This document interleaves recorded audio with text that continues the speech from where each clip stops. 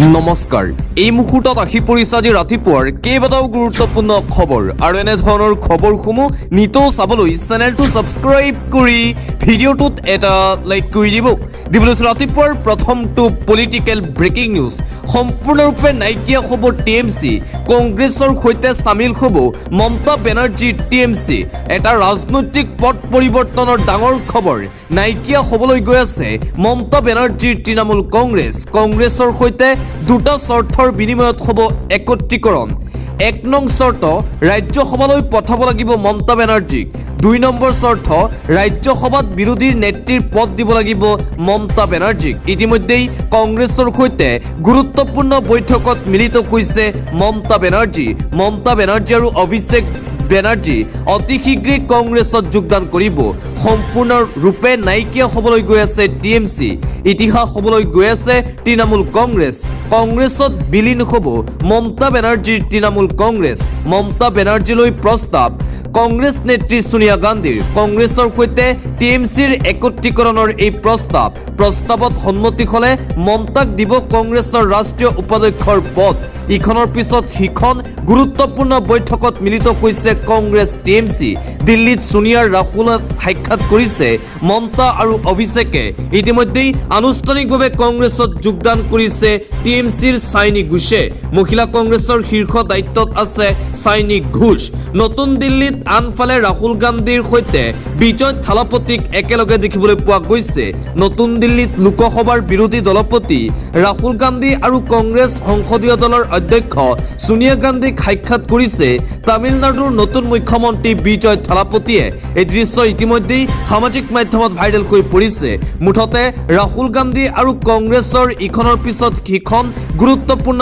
বৈঠক আৰু এই বৈঠকসমূহক লৈ এতিয়া ভাৰতৰ ৰাজনীতিত সৃষ্টি হৈছে ব্যাপক চৰ্চা 29ৰ লোকসভা নিৰ্বাচনৰ বাবে এতিয়া সম্পূৰ্ণৰূপে সাজু দেখিবলৈ পোৱা গৈছে কংগ্ৰেছ দল বিজয় থালাপতি মমতা বেনাৰ্জীৰ সৈতে গুৰুত্বপূৰ্ণ বৈঠকত মিলিত হৈ আছে কংগ্ৰেছ দল দিবলৈ আন এটা ব্ৰেকিং নিউজ ভাৰত বাংলাদেশ সীমান্তত উত্তপ্ত পৰিস্থিতি পুনৰবাৰ ভাৰত আৰু বাংলাদেশ সীমান্তত দেখিবলৈ পোৱা গৈছে উত্তপ্ত পৰিস্থিতি পুছবেক কৰা বাংলাদেশীক ঘূৰাই নলয় বাংলাদেশে সীমান্তত আবদ্ধ ভাৰতলৈ অহা বাংলাদেশী নাগৰিক অবৈধভাৱে সীমান্ত অতিক্ৰম কৰি প্ৰৱেশ কৰিছিল ভাৰতত বিএছএফে আটক কৰি উভতাই পঠিয়াই বাংলাদেশলৈ কিন্তু বাংলাদেশ সীমান্তৰক্ষী বাহিনীয়ে প্ৰৱেশ কৰিব নিদিয়ে বাংলাদেশত লোকজনে নিজেই স্বীকাৰ কৰিছে বাংলাদেশী বুলি লোকজনক উভতাই পঠিয়াবলৈ গৈ সীমান্তত সৃষ্টি হৈছে এতিয়া উত্তেজনা ভাৰত বাংলাদেশ সীমান্তত পুনৰবাৰ দেখিবলৈ পোৱা গৈছে এই উত্তপ্ত পৰিস্থিতি নিতৌ ভাৰত বাংলাদেশ সীমান্তত ইখনৰ পাছত সিখন চাঞ্চল্যকৰ ঘটনা এইবাৰ সংঘটিত হৈ আছে পৰৱৰ্তী খবৰ ৰাজ্যৰ বিভিন্ন প্ৰান্তত বনাঞ্চল দখল কৰি বসবাস কৰি থকা লোকসকলৰ বিৰুদ্ধে কঠোৰ স্থিতি গ্ৰহণ কৰিছে গুৱাহাটী উচ্চ ন্যায়ালয়ে হুজাই নগাঁও আৰু গোলাঘাট জিলাৰ 5খন বনাঞ্চলৰ লোকক এমাহৰ ভিতৰত বনাঞ্চল এৰাৰ নিৰ্দেশ ন্যায়ালয়ৰ এমাহৰ ভিতৰত বনাঞ্চল নেৰিলে বন বিভাগ আৰু জিলা প্ৰশাসনক উচ্ছেদ চলোৱাৰ নিৰ্দেশ জাৰি কৰে ন্যায়ালয়ে ইফালে বন মন্ত্ৰী জয়ন্ত মল্ল বৰুৱাইও ৰাজ্যৰ সকলো বনাঞ্চল দখলমুক্ত কৰাৰ হুংকাৰ দিছে মুঠতে বেদখলকাৰীৰ এতিয়া আৰু ৰক্ষা নাই হাইকোৰ্টৰ ফালৰ পৰাও এতিয়া ৰায়দান দিয়া হৈছে উচ্ছেদৰ বাবে হিমন্ত বিশ্ব শৰ্মাৰ বিজেপি চৰকাৰ সম্পূৰ্ণৰূপে সাজু হৈছে উচ্ছেদ অভিযান চলাবলৈ সৰ্ববৃহৎ উচ্ছেদ অভিযান চলিব হুজাই নগাঁও আৰু গোলাঘাটত 5খন বনাঞ্চলৰ লোকক এমাহৰ ভিতৰত ঘৰ এৰিবলৈ সময়সীমা বান্ধি দিয়া হৈছে এমাহৰ ভিতৰতেই ৰাজ্য চৰকাৰৰ সৰ্ববৃহৎ উচ্ছেদ অভিযান আৰম্ভ হ'ব হাইকোৰ্টৰ সিদ্ধান্তৰ পিছতে বেদখলকাৰী ৰাইজৰ মাজত এতিয়া কান্দোন দেখিবলৈ পোৱা গৈছে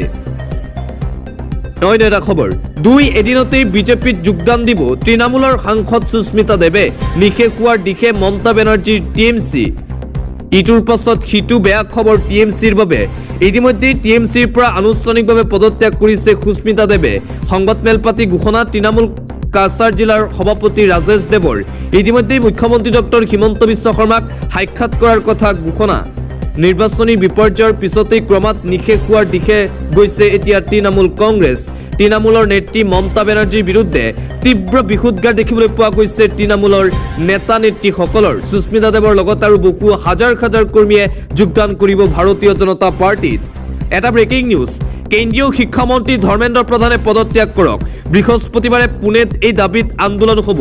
অৰ্থাৎ আজি পুনৰবাৰ কক্ৰোচ জনতা পাৰ্টীৰ নেতৃত্বত আন্দোলন দেখিবলৈ পোৱা গৈছে। নিট ইউজিৰ প্ৰশ্নকাকত ফাদিলক লৈ পুনৰবাৰ সৰব হৈ পৰিছে কক্ৰোচ জনতা পাৰ্টীৰ প্ৰতিষ্ঠাপক অভিজিৎ দীপকে। লক্ষ্ণৌ, অমৃতসৰ, জয়পুৰ, বেংগালুৰু আদিতো হ'ব আন্দোলন। ইয়াৰ পাছতো যদি ধৰ্মেন্দ্ৰ প্ৰধানে পদত্যাগ নকৰে তেন্তে অহা 20 জুনত পুনৰ যন্তৰ মন্তৰত আন্দোলন কৰা হ'ব। কক্ৰোচ জনতা পাৰ্টীৰ প্ৰতিষ্ঠাপক অভিজিৎ দীপকে সংবাদমেলত এই আনুষ্ঠানিক ঘোষণা। আজিৰ দিনটোত পুনৰবাৰ কক্ৰোচ জনতা পাৰ্টীৰ এই প্ৰতিবাদ দেখিবলৈ পোৱা গৈছে। অন্য এটা খবৰ, দেশৰ ৰাজনৈতিক ইতিহাসত নতুন অভিলেখ গঢ়িলে ভাৰতৰ প্ৰধানমন্ত্ৰী নৰেন্দ্ৰ মোদীয়ে। ভাৰতৰ আটাইতকৈ দীৰ্ঘকাল কাৰ্যনিৰ্বাহ কৰা নিৰ্বাচিত প্ৰধানমন্ত্ৰী হিচাপে এই অভিলেখ গঢ়িলে প্ৰধানমন্ত্ৰী নৰেন্দ্ৰ মোদীয়ে। প্ৰধানমন্ত্ৰী পদত ধাৰাবাহিকভাৱে 4399 দিন সম্পূৰ্ণ কৰি পণ্ডিত জৱাহৰলাল নেহৰুৰ অভিলেখ অতিক্ৰম কৰিলে প্ৰধানমন্ত্ৰী নৰেন্দ্ৰ মোদীয়ে। প্ৰধানমন্ত্ৰী নৰেন্দ্ৰ মোদীৰ এই নতুন ৰেকৰ্ড দেখিবলৈ পোৱা গৈছে। একেলগে 4399 দিন সম্পূৰ্ণ কৰি এতিয়াও পদত আছে প্ৰধানমন্ত্ৰী হিচাপে মোদী। আন এটা গুৰুত্বপূৰ্ণ খবৰ, প্ৰশাসনে আৰম্ভণিতেই মুখাৰি পেলালে প্ৰতিবাদী সমদল। খিলঞ্জীয়াৰ অধিকাৰ সুৰক্ষা আৰু ILPৰ দাবীত প্ৰতিবাদ সাব্যস্ত কৰিছিল অসম জাতীয়তাবাদী যুৱ ছাত্ৰ পৰিষদে। কিন্তু প্ৰতিবাদী সমদল বাহিৰ কৰিবলৈ নিদিলে আৰক্ষীয়ে। ঠেলা গতা মাৰি আৰক্ষীয়ে উভতাই পঠালে যুৱ ছাত্ৰ পৰিষদৰ প্ৰতিবাদী সদস্যক। প্ৰতিবাদ কৰিবলৈ গৈছিল জাতীয় সংগঠনে আৰু প্ৰতিবাদ কৰিবলৈ যোৱাৰ আগতেই প্ৰতিবাদী সমদলক নাইকিয়া কৰি দিলে আৰক্ষীয়ে। দিবলৈছো অন্য এটা খবৰ, নিৰ্বাচন আয়োগৰ কাৰ্যালয়ৰ প্ৰৱেশদ্বাৰত RSSৰ পোছাক ৰাখি ক্ষোভ কংগ্ৰেছ কৰ্মীৰ। মধ্যপ্ৰদেশত ৰাজ্যসভা নিৰ্বাচনৰ কংগ্ৰেছৰ প্ৰাৰ্থী মীনাক্ষী নটৰাজনৰ প্ৰাৰ্থিত্ব নাকচ কৰাক লৈ দলটোৰ ক্ষুণ্ণ হৈ পৰে কৰ্মীসকলৰ এই কাৰ্য। RSS আৰু নিৰ্বাচন আয়োগৰ বিৰুদ্ধে এইবাৰ সৰব হৈ পৰিছে কংগ্ৰেছ দলৰ নেতা। দিবলৈছো অন্য এটা খবৰ, কেতিয়া হ'ব 6 জনগোষ্ঠীৰ জনজাতিকৰণ? মুখ্যমন্ত্ৰী হিমন্ত বিশ্ব শৰ্মা আৰু বিজেপিলৈ এই প্ৰশ্ন উত্থাপন কৰিছে কংগ্ৰেছ সভাপতি গৌৰৱ গগৈয়ে। জনজাতি অনুসূচিত লোকৰ কথা বুজিব লাগিব। এইখন চৰকাৰে জনজাতিকৰণক লৈ পুনৰবাৰ সৰব হৈ পৰিছে প্ৰদেশ কংগ্ৰেছৰ সভাপতি গৌৰৱ গগৈ। মুখ্যমন্ত্ৰী হিমন্ত বিশ্ব শৰ্মা আৰু বিজেপি চৰকাৰলৈ কেইবাটাও ডাঙৰ প্ৰশ্ন উত্থাপন কৰিছে গৌৰৱ গগৈয়ে। নিৰ্বাচনী প্ৰচাৰ সভাত দিয়া প্ৰতিশ্ৰুতি কেতিয়া পালন কৰিব মুখ্যমন্ত্ৰী হিমন্ত বিশ্ব শৰ্মাই? প্ৰশ্ন গৌৰৱৰ। অন্য এটা খবৰ, অসমৰ খিলঞ্জীয়া ভূমিপুত্ৰৰ অস্তিত্ব আৰু সাংবিধানিক অধিকাৰ ৰক্ষাৰ দাবীৰে আজিও অব্যাহত আছে সংগ্ৰাম। গুৱাহাটীৰ চচলৰ ধৰ্ণাস্থলীত কেইবাটাও জনগোষ্ঠীয় দল সংগঠনৰ উত্তাল প্ৰতিবাদী কাৰ্যসূচী। ছেটেলাইট টাউনশ্বিপ আৰু ইউকিয়াম নদীবান্ধ প্ৰকল্পৰ বিৰুদ্ধে এই সংগ্ৰাম দেখিবলৈ পোৱা গৈছে। অসমৰ খিলঞ্জীয়া ভূমিপুত্ৰৰ অস্তিত্ব আৰু সাংবিধানিক অধিকাৰ ৰক্ষাৰ দাবীৰে এতিয়াও অব্যাহত আছে জাতীয় দল সংগঠনৰ নেতৃত্বত তীব্ৰ প্ৰতিবাদ। পৰৱৰ্তী খবৰ, গুৱাহাটীত নিৰ্মাণ হ'ব ইণ্টাৰনেশ্যনেল কনচাৰ্ট এৰিনা। অহা 5 বছৰত 700 কোটি টকাৰ ইকনমিক ইম্পেক্ট। পোষ্ট মেলনৰ অনুষ্ঠানৰ পিছত বিভিন্ন খণ্ডত ইতিবাচক প্ৰভাৱ। নৱেম্বৰত গুৱাহাটীত গানছ ৰ'চেৰ অনুষ্ঠান। ভাৰতৰ কনচাৰ্ট ইকনমিৰ নতুন অভিকেন্দ্ৰ হ'ব অসম। ইতিমধ্যেই ঘোষণা কৰিছে অসমৰ মুখ্যমন্ত্ৰী ডক্টৰ হিমন্ত বিশ্ব শৰ্মা। গুৱাহাটীত নিৰ্মাণ হ'ব ইণ্টাৰনেশ্যনেল কনচাৰ্ট এৰিনা। অহা 5 বছৰত 700 কোটি টকাৰ ইকনমিক ইম্পেক্ট। মুখ্যমন্ত্ৰী ডক্টৰ হিমন্ত বিশ্ব শৰ্মাৰ ফালৰ পৰা এই ঘোষণা কৰা হৈছে। আন এটা গুৰুত্বপূৰ্ণ খবৰ, নবী হজৰত মহম্মদক অপমান কৰা সকলৰ বিৰুদ্ধে এতিয়া সৰব হৈ পৰিছে আমছুৰ প্ৰাক্তন সভাপতি তথা AIUDFৰ নেতা ৰেজাউল কৰিম চৰকাৰ। হজৰত মহম্মদক অপমান কৰা সকলোকে গ্ৰেপ্তাৰ কৰক। পয়গম্বৰ মহম্মদক অপমান কৰা সকল প্ৰকৃত হিন্দু নহয়। মুছলমানে যদি হিন্দু ধৰ্মক অপমান কৰে তেওঁলোকৰ বিৰুদ্ধেও ব্যৱস্থা ল'ম। মুখ্যমন্ত্ৰীয়েও হজৰত মহম্মদৰ উক্তিৰে বিধানসভাত ভাষণ দিয়ে। সেই মুখ্যমন্ত্ৰীৰ অসমত কিয় পয়গম্বৰ মহম্মদক অপমান কৰিছে? অনবৰতে একশ্যন মোডত থকা মুখ্যমন্ত্ৰী এই ক্ষেত্ৰত নিমাত কিয়? সংঘাত লগাব খোজা সকলক কিয় গ্ৰেপ্তাৰ কৰা নাই অসম আৰক্ষীয়ে? গৰজি উঠিল AIUDFৰ মুখপাত্ৰ তথা আমছুৰ প্ৰাক্তন সভাপতি ৰেজাউল কৰিম চৰকাৰ। আন্তঃৰাষ্ট্ৰীয় পৰ্যায়ৰ এটা গুৰুত্বপূৰ্ণ খবৰ। পশ্চিম এছিয়াত যুদ্ধখনে লৈছে পুনৰ ভয়াৱহ ৰূপ। সোমবাৰে আমেৰিকাৰ অত্যাধুনিক এপাচে যুঁজাৰু হেলিকপ্টাৰ এখন ধ্বংস কৰিছিল ইৰাণে।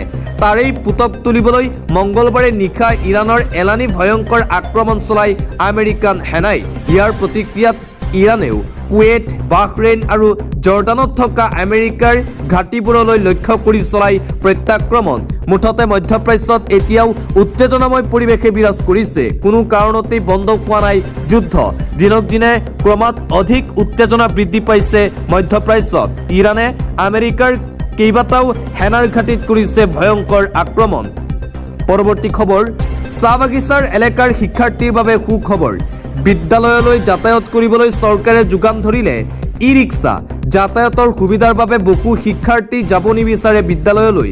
ফলত চাহ বাগিচা এলেকাত বৃদ্ধি পাই আধাতে শিক্ষা হাং কৰা শিক্ষাৰ্থীৰ সংখ্যা। এই সমস্যা সমাধানৰ বাবে চৰকাৰে গ্ৰহণ কৰিছে বিনামূলীয়া ই-ৰিক্সা সেৱা। চাহ বাগিচাৰ শিক্ষাৰ্থীসকলৰ বাবে এই সুখবৰ দিছে চৰকাৰে। বিনামূলীয়া ই-ৰিক্সা প্ৰদান কৰিছে চৰকাৰে, যাতে ছাত্ৰ ছাত্ৰীসকলে স্কুলত যাব পাৰে। ছাত্ৰ ছাত্ৰীসকলৰ ভৱিষ্যতৰ প্ৰতি লক্ষ্য ৰাখি এই ভাল সিদ্ধান্ত চৰকাৰৰ। অন্য এটা খবৰ, ৰাজ্যৰ শিক্ষাৰ্থীলৈ পৰিৱেশন সুৰক্ষা বাহন সুবিধা। 10 জুনৰ পৰা আৰম্ভ হ'ব চৰকাৰী এই সেৱা। ইতিমধ্যে আমি উল্লেখ কৰিছোঁ যে ৰাজ্য চৰকাৰৰ ফালৰ পৰা ই-ৰিক্সা প্ৰদান কৰা হৈছে। ই-ৰিক্সাৰ জৰিয়তে ছাত্ৰ ছাত্ৰীসকলক নিয়া হ'ব স্কুললৈ। দিবলৈছোঁ এটা চাঞ্চল্যকৰ খবৰ। আকৌ ৰাজ্যত মিয়াৰ অতপালি। নলবাৰী ঘটনাৰ চাঞ্চল্য মাৰ নাযাওঁতেই পুনৰ ভয়ংকৰ ঘটনা। ৰাজ্যত আকৌ মিয়াৰ ভয়ংকৰ কাণ্ড পোহৰলৈ আহিছে। হিন্দু কিশোৰীক ধৰ্ষণৰ অপচেষ্টা লম্পট আজিজুল শ্বেখৰ। আজিজুল শ্বেখ নামৰ লম্পট মিয়া বৰ্তমান আৰক্ষীৰ জালত। উজান পেটলা দ্বিতীয় খণ্ড গাঁৱত ঘৰ মিয়া আজিজুলৰ। কিশোৰীগৰাকীৰ ডিঙি আৰু কাণত আক্ৰমণ কৰে আজিজুলে। লগে লগে ঘটনাস্থলীত আৰক্ষী উপস্থিত হৈ উদ্ধাৰ কৰে কিশোৰীগৰাকীক। তামাৰঘাট আৰক্ষীয়ে আটক কৰে লম্পট মিয়া আজিজুলক। পাখণ্ড আজিজুলৰ এনকাউণ্টাৰৰ দাবী দল সংগঠনৰ। তামাৰঘাটত সংঘটিত হৈছে সমগ্ৰ ৰাজ্য কঁপাই যোৱা এই ভয়ংকৰ ঘটনা। নলবাৰী কাণ্ডৰ ঘটনাৰ চাঞ্চল্য মাৰ নাযাওঁতেই পুনৰবাৰ ৰাজ্যত মিয়াৰ এই অতপালি দেখিবলৈ পোৱা গৈছে। অন্য এটা খবৰ, বৰদেউতা ভতিজীৰ সম্পৰ্কত কালিমা। প্ৰদীপ নাথৰ জঘন্য কাণ্ড। এইবাৰ প্ৰদীপ নাথে সংঘটিত কৰিছে মানৱ সমাজ লজ্জানত কৰা এক জঘন্য কাণ্ড। সভ্য সমাজক লজ্জানত কৰা ঘটনাই কপালে নগাঁও। বৰদেউতা আৰু ভতিজীৰ পবিত্ৰ সম্পৰ্কত কালিমা। পিতৃতুল্য বৰদেউতাকৰ হাততে কামনাৰ বলি নাবালিকা ভতিজী লম্পট প্ৰদীপ নাথে সংঘটিত কৰিলে এই জঘন্য কাণ্ড। ফুলকুমলীয়া 9 বছৰীয়া ভতিজীৰ সৈতে ভয়ংকৰ কাণ্ড কৰাৰ অভিযোগ। ঘৰত কোনো নথকাৰ সুযোগ লৈ মুখত সোপা মাৰি কৰিলে নিৰ্যাতন।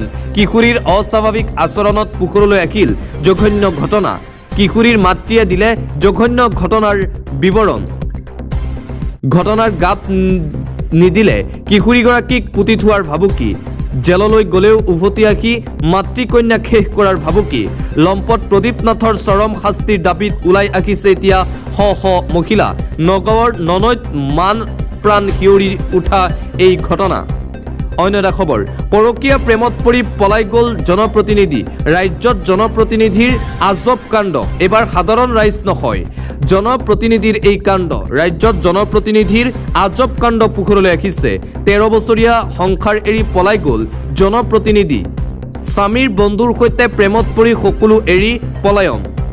পঞ্চায়তৰ সদস্যা এগৰাকী শতানন্দ দত্তৰ সৈতে পলাই গ'ল। ঘটনা বঙাইগাঁও জিলাৰ অভয়াপুৰী বাটাবাৰীৰ বুলি জানিব পৰা গৈছে। কলবাৰী পঞ্চায়তৰ সদস্যা আছিল পাৰুল দাস। আত্মসহায়ক গোটৰ পৰা 5 লাখ টকাৰ ঋণ লৈ প্ৰেমিকৰ সৈতে পলায়ন।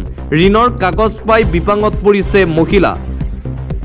স্বামীৰ ভগ্নীৰ পৰাও 2,60,000 টকা লৈ পলায়ন। অভয়াপুৰী SBI শাখাৰ পৰা চহী জালিয়াতি কৰি টকা উলিওৱাৰো অভিযোগ। অভয়াপুৰী আৰক্ষী থানাত এতিয়া এজাহাৰ দাখিল কৰা হৈছে। ৰাজ্যত জনপ্ৰতিনিধিৰ এই আজব কাণ্ড এইবাৰ পোহৰলৈ আহিছে। 13 বছৰীয়া সংসাৰ এৰি পলাই গ'ল এইবাৰ জনপ্ৰতিনিধি। আন এটা অতিকৈ গুৰুত্বপূৰ্ণ খবৰ, POKত দুৰ্ঘটনাগ্ৰস্ত পাকিস্তানী সেনাৰ হেলিকপ্টাৰ POKত পাকিস্তানী সেনাৰ সৈতে ভয়ংকৰ ঘটনা দুৰ্ঘটনাত পতিত হৈ চাৰখাৰ পাক সেনাৰ হেলিকপ্টাৰত থকা সকলো সেনাৰ মৃত্যু হোৱাৰ খবৰ আমি লাভ কৰিছোঁ 21 পাক সেনাৰ মৃত্যু হেলিকপ্টাৰ দুৰ্ঘটনাত কলা ধুৱাই চানি ধৰিলে সমগ্ৰ অঞ্চল মুজাফ্ফৰবাদত অৱতৰণৰ সময়তে দুৰ্ঘটনাত পতিত হেলিকপ্টাৰখন দুৰ্ঘটনাগ্ৰস্ত হেলিকপ্টাৰখন আছিল পাক সেনাৰ MI-17 উৰণৰ সময়ত হেলিকপ্টাৰখন যান্ত্ৰিক বিজুতিৰ বাবে এই ঘটনা POKত পাকিস্তানী সেনাৰ সৈতে এই ভয়ংকৰ ঘটনা সংঘটিত হৈছে পৰৱৰ্তী খবৰ আৰম্ভ হ'ল ৰাষ্ট্ৰীয় ঘাইপথৰ দুয়োকাষে বৃহৎ উচ্ছেদ সকলো অবৈধ দোকান পোহাৰ উচ্ছেদৰ কাঢ়া নিৰ্দেশনা দিয়া হৈছে ৰাষ্ট্ৰীয় ঘাইপথৰ আশে-পাশে উচ্ছেদ অভিযান আৰম্ভ হ'ল ৰাষ্ট্ৰীয় ঘাইপথৰ দুয়োকাষে বৃহৎ উচ্ছেদ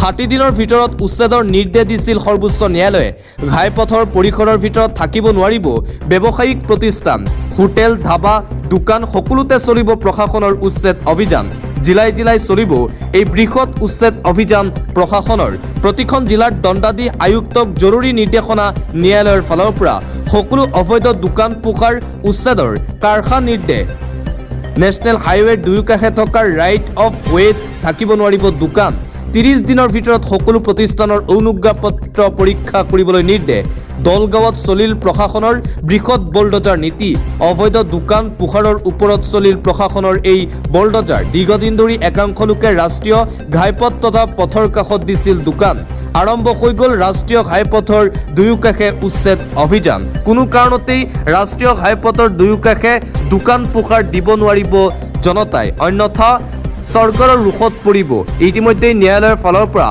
60 দিনৰ সময়সীমা বান্ধি দিয়া হৈছে 60 দিনৰ ভিতৰত ৰাষ্ট্ৰীয় ঘাইপথৰ দুয়োকাষ চাফা কৰিব লাগিব খবৰ শীঘ্ৰে আৰম্ভ হ'ব 2 লাখ চৰকাৰী নিযুক্তি প্ৰক্ৰিয়া চৰকাৰী চাকৰি নিযুক্তি প্ৰক্ৰিয়াক লৈ পুনৰবাৰ ডাঙৰ ঘোষণা মুখ্যমন্ত্ৰী হিমন্ত বিশ্ব শৰ্মাৰ ৰাজ্য চৰকাৰৰ 2 লাখ নিযুক্তিক লৈ এটা ডাঙৰ খবৰ সংশ্লিষ্ট বিভাগক খালী পদৰ সবিশেষ তথ্য দাখিলৰ নিৰ্দেশনা দিয়া হৈছে ৰাজ্যত 2 লাখ চৰকাৰী নিযুক্তিৰ প্ৰক্ৰিয়া ইতিমধ্যে আৰম্ভ হৈছে 17 জুনৰ ভিতৰত দাখিল কৰিব লাগিব খালী পদৰ তথ্য তাৰ পিছতে দিয়া হ'ব নিযুক্তি প্ৰতিটো বিভাগৰ জ্যেষ্ঠ সচিবলৈ এই নিৰ্দেশনা জাৰি কৰা হৈছে ৰাজ্য চৰকাৰৰ ফালৰ পৰা প্ৰতিটো পদৰ বিপৰীতে উল্লেখ কৰিব লাগিব নডেল বিভাগৰ নাম খালী পদৰ তথ্য উপলব্ধ হ'লে আৰম্ভ হ'ব চৰকাৰী চাকৰিৰ নিযুক্তি প্ৰক্ৰিয়া 2 লাখ নিযুক্তিৰ বাবে ইতিমধ্যেই ৰাজ্য চৰকাৰে গঠন কৰিছে টাস্ক ফোৰ্স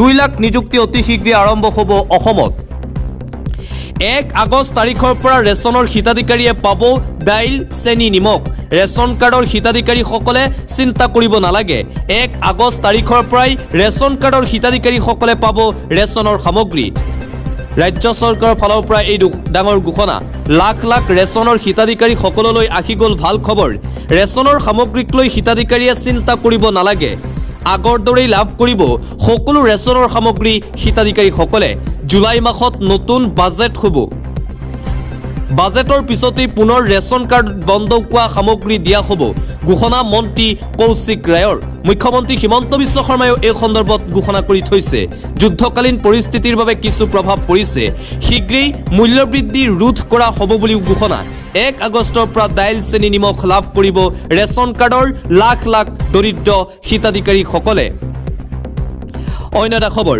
ৰাজ্যত পুনৰ অনুষ্ঠিত হ'ব LP UPৰ বিশেষ টেট পৰীক্ষা ৰাজ্যত অতি শীঘ্ৰেই হ'ব টেট পৰীক্ষা পুনৰ অনুষ্ঠিত হ'বলৈ গৈ আছে LP UPৰ বিশেষ টেট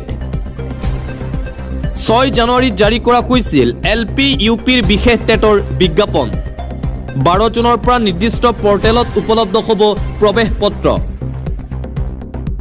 বড়ো গাৰু মণিপুৰী আৰু মাৰ মাধ্যমৰ শিক্ষক পদৰ বাবে টেট পৰীক্ষা 28 জুনত অনুষ্ঠিত হ'ব এই বিশেষ টেট পৰীক্ষা 4 মাধ্যমৰ বিশেষ টেট পাতিবলৈ এতিয়া সম্পূৰ্ণৰূপে সাজু শিক্ষা মাধ্যম ইলেক্ট্ৰনিক সামগ্ৰী স্মাৰ্ট গড়ি মাইক্ৰফোন নিয়াত নিষেধাজ্ঞা জাৰি কৰা হৈছে 12 জুনৰ দিনৰ 11 বজাৰ পৰা এডমিট কাৰ্ড ডাউনলোড কৰিব পাৰিব পৰীক্ষাৰ্থীসকলে ডাউনলোডৰ সময়ত প্ৰপত্ৰ পূৰণৰ আবেদন নম্বৰ আৰু পাছৱৰ্ডৰ প্ৰয়োজন হ'ব পৰীক্ষাত অৱতীৰ্ণ হোৱাৰ সময়ত এডমিট কাৰ্ড পৰিচয় পত্ৰ অনা বাধ্যতামূলক কৰা হৈছে ৰাজ্যত পুনৰ অনুষ্ঠিত হ'বলৈ গৈ আছে LP-UPৰ বিশেষ টেট পৰীক্ষা ইতিমধ্যেই টেট পৰীক্ষাৰ অতি ভয়াৱহ পত্নীয়ে নৃশংসভাৱে হত্যা কৰিছে স্বামীক ৰাজ্যত সংঘটিত মানৱ সমাজ জোকাৰি যোৱা অতি ভয়াৱহ কাণ্ড পত্নীয়ে নৃশংসভাৱে হত্যা কৰিলে স্বামীক পত্নীৰ আক্ৰমণত থিতাতে মৃত্যু সঞ্জীৱ যাদৱ নামৰ লোকজন দীৰ্ঘদিনে পতি পত্নীৰ মাজত হৈ আছিল কাজিয়া পাৰিবাৰিক কন্দলৰ বাবে এই ভয়ংকৰ কাণ্ড সংঘটিত হোৱাৰ সন্দেহ কৰা হৈছে ইতিমধ্যে পত্নী বগীমণি যাদৱক গ্ৰেপ্তাৰ কৰিছে আৰক্ষীয়ে যোৰহাট পুলিবৰ ফলাত এই নৃশংস হত্যাকাণ্ড ৰাজ্যত সংঘটিত হৈছে মানৱ সমাজ জোকাৰি যোৱা এই নৃশংস হত্যাকাণ্ডৰ ঘটনা অন্য এটা খবৰ চৰকাৰী পকী ঘৰ লাভ কৰা নাই নেকি আহি গ'ল PMA 2.0 নতুনকৈ লাখ লাখ লোকে লাভ কৰিব চৰকাৰৰ ফালৰ পৰা চৰকাৰী পকী ঘৰ আপুনিও চৰকাৰী পকী ঘৰ বিচাৰি আছে নেকি তেন্তে আপোনাৰ বাবে এই খবৰ চৰকাৰী পকী ঘৰ লাভ কৰিব প্ৰত্যেকগৰাকী দৰিদ্ৰ লোকে চৰকাৰী পকী ঘৰ লাভ কৰা নাই নেকি নতুনকৈ লাখ লাখ লোকে এতিয়া লাভ কৰিব চৰকাৰৰ ফালৰ পৰা চৰকাৰী পকী ঘৰ আহি গ'ল PMA 2.0 জৰিয়তে পাব চৰকাৰী ঘৰ ৰাজ্যৰ প্ৰতিটো দৰিদ্ৰ পৰিয়ালে লাভ কৰিব চৰকাৰী পকী ঘৰ নতুনকৈ 16,810টা পৰিয়ালে শীঘ্ৰেই চৰকাৰৰ ফালৰ পৰা চৰকাৰী পকী ঘৰ লাভ কৰিব ইতিমধ্যে ৰাজ্য চৰকাৰৰ ফালৰ পৰাও চৰকাৰী পকী ঘৰ সন্দৰ্ভত কৰা হৈছে ডাঙৰ ঘোষণা